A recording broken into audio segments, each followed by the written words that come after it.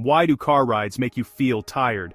During road trips, it's not uncommon for drivers to look over and see passengers that have nodded off, their heads bouncing gently against the door window. Even drivers sometimes find themselves fighting off drowsiness. And it's not just long-haul truckers, honestly, even an afternoon day trip can promote nodding off.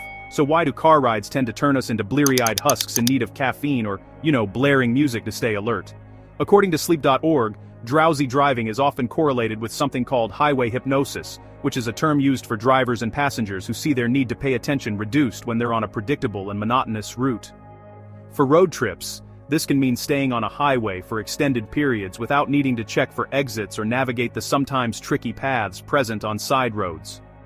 That predictability promotes somnolence, or even a trance-like state. You might sometimes find yourself having covered a stretch of road without remembering much of it, and the longer the unchallenging drive, the sleepier or more unfocused drivers may become. Road trips can also fall into a person's natural circadian rhythms for increased drowsiness, typically in the early morning hours and mid-afternoons. So, a road trip that started out at 8 a.m., for example, and extends into 2 p.m., could see a vehicle's occupants tired from both a routine highway circuit and the expected sleepiness they experience later in the day. There's also some limited research into the mechanics of a car affecting a person's alertness level, specifically how the vibrations of a moving car can relax the brain and body.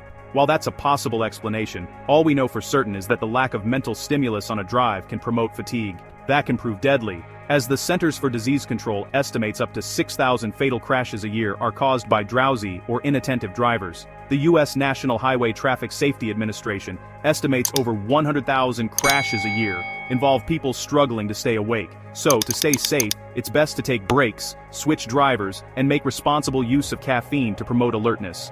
Tricks like turning up the radio or rolling down the window haven't ever been demonstrated to have a real effect. If you're merely a sleepy passenger, your risks are few aside from a slightly sore neck. So, enjoy the rest.